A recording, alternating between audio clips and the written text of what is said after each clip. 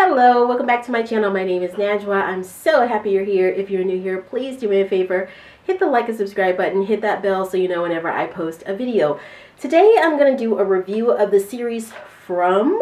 If you guys haven't heard of it, it is amazing. I'll just go ahead and start with my review is 10 out of 10. I love it. As a Lost fan, I mean, the character Michael from Lost, Harold Perrineau, he's actually in From, and the way that it starts is I actually was looking for a show that was similar to Lost, because I just feel like Lost came out in 2004, and I've talked about this on other videos. There's just been this thing of where it seems like shows, television shows, and movies over the past 20 years have just declined in their attention to detail in their character arcs. And the authenticity, the feeling of authenticity from their characters and the storylines.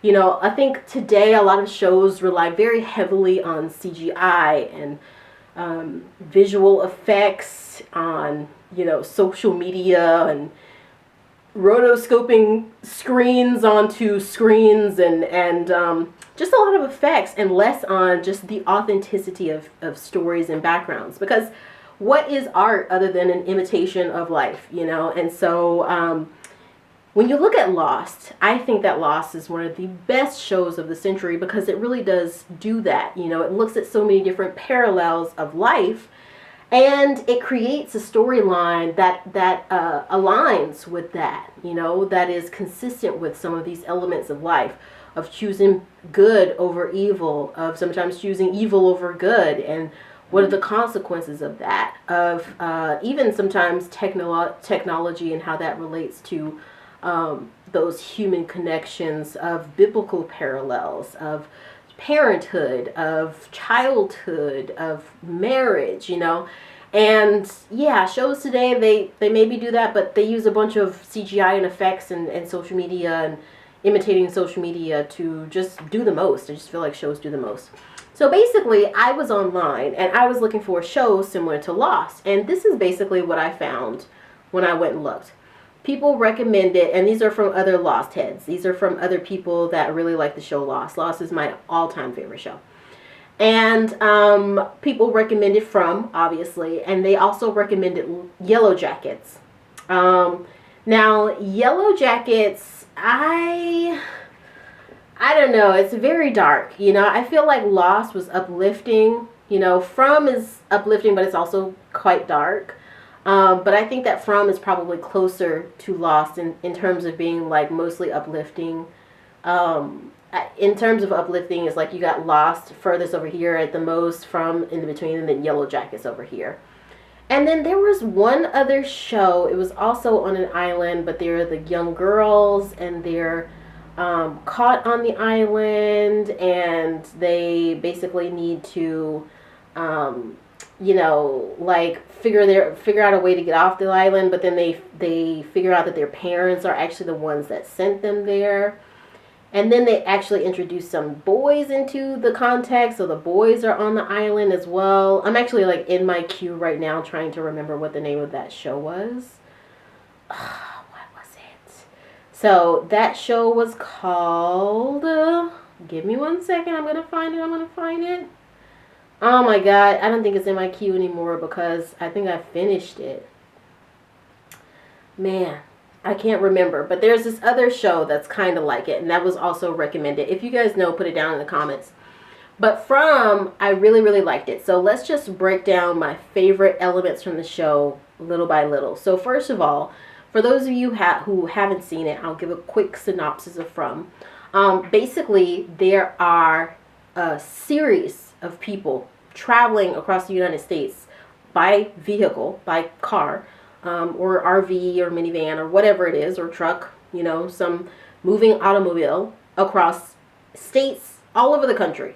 Some coming in from Idaho, some coming from Washington, some coming from California, whatever. But they all end up at the same tree. And once they meet this tree, they keep going around in circles, and they can never get back to the road to get to where their destination was. In other words, different parts of the United States, but all these people end up at this this small podunk town.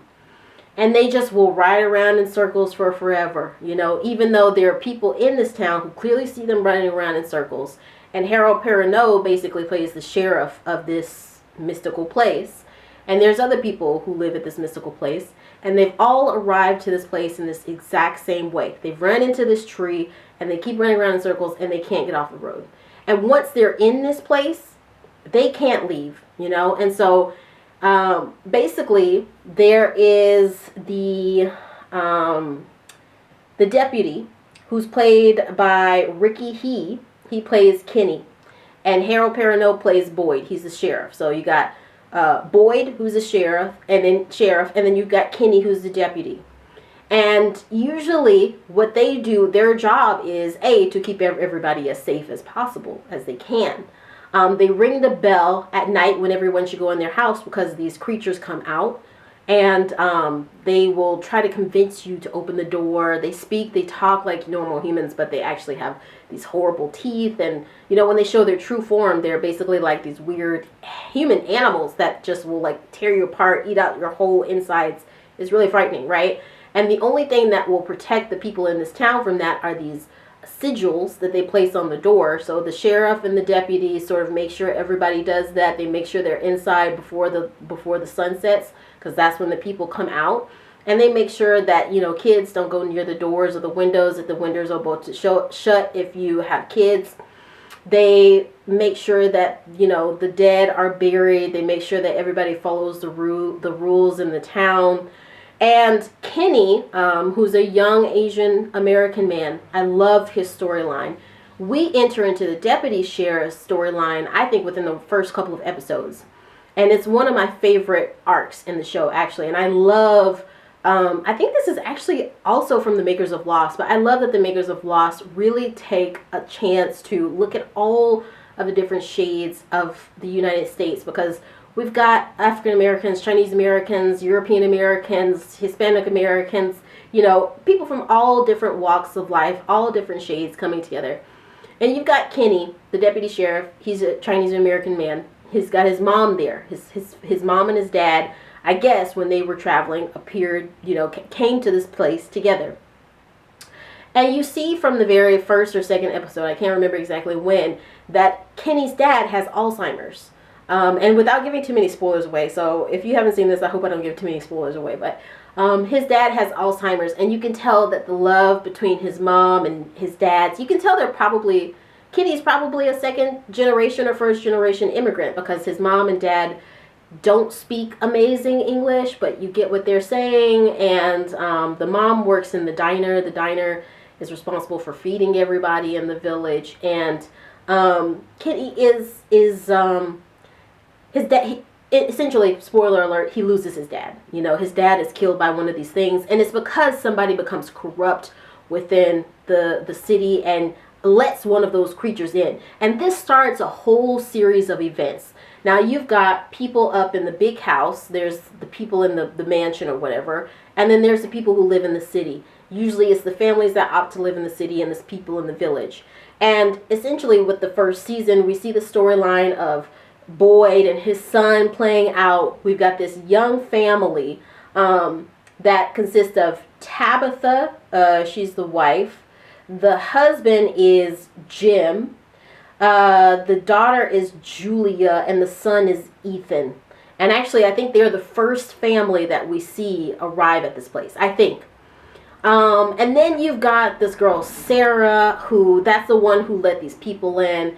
And that really starts this whole series of events where this town just starts falling apart. Also, there's a death at the beginning. This guy who doesn't get into his house by the time the lights go out, and his family gets killed. And yeah, this just it seems like for a while, Boyd as the sheriff was able to keep everybody safe with these sigils and these different practices, but then it kind of all goes to and there are very many similar parallels with Lost. The first one being, where are they? You know, the same question comes from Lost of like, and it's a completely different storyline, completely different circumstances, completely different people, completely different monsters, completely different villains, you know, but it's still, which I love, it's still got that existential question of why are we here? And of course, that's a metaphor for life, right?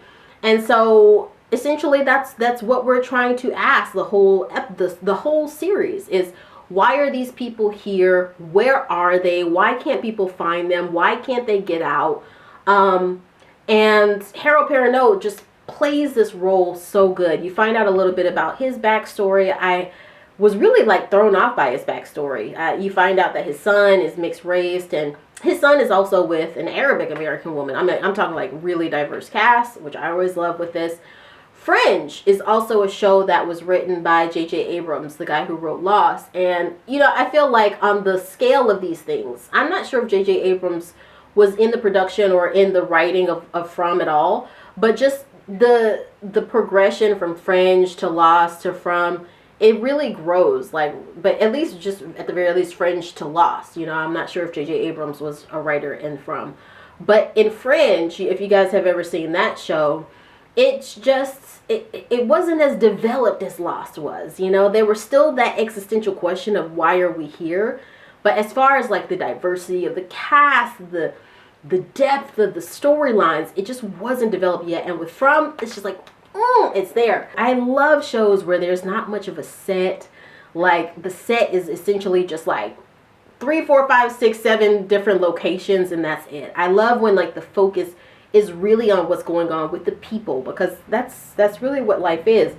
You've also got this Catholic priest that's there in the city, and you've got the woman that runs the big house. The people that go to the big house are more sort of almost like laissez-faire hippie type people. And it's really funny because with the Matthews family, with Jim and Tabitha, their daughter Julie, she decides to go and stay in the big house while her family decides to stay in the town. And they've got a young son. They've got a young son, Ethan. And there's this parallel that almost is similar. It almost like alludes, it almost is like a metaphor, I guess, to the way that we align ourselves on the spectrum of being liberal or being conservative, almost. I feel like that's what that's hinting to. But if you have a theory on that, let me know. But the daughter decides to go and stay in the big house, and this lady who runs the big house, her name is shoot, I'm trying to find it. Her name is Donna, right? And Donna runs the big house, and that's more like people who are open to smoking marijuana. They drink, they party, you know, they have sex. You know, it's like a bunch of people staying in this big house, and it's just like a big boarding house almost. And they all live there together, and they follow the same rules. They keep the sigil, they follow the rules of staying inside at night, etc., etc.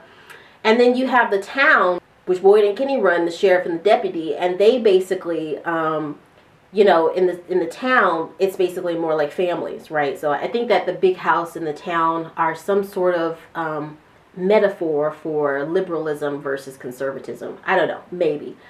And lastly, just the actual villains, the people themselves. And I won't go into season 2 or season 3 or anything like that. I'll just kind of like give the high level, because maybe there's some of you who haven't seen the show yet, but you know, like the actual villains in this are these creatures that live out in the forest, in the woods or whatever. And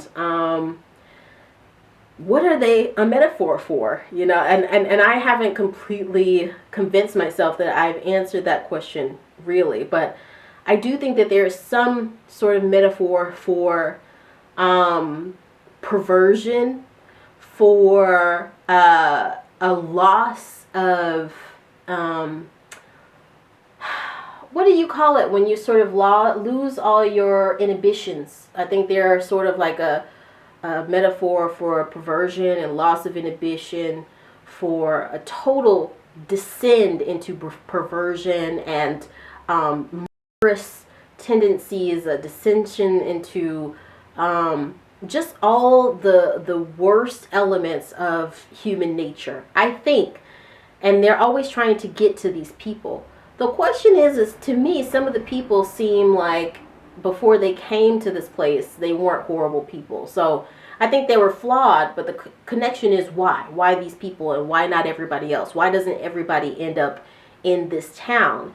And I think in the next season, in the new season, that's probably what's going to be answered. But whew, all in all, I have to say, I love this show. If you haven't seen it, please check it out. It's on Paramount Plus.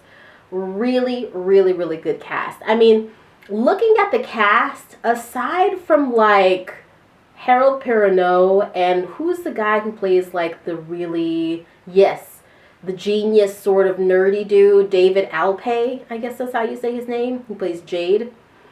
Aside from those people, yeah, I don't think any of these actors, any of the other actors are very well known. So that's another thing. And Lost kind of came that way as well. Like before Lost came out, we didn't know any of those actors really.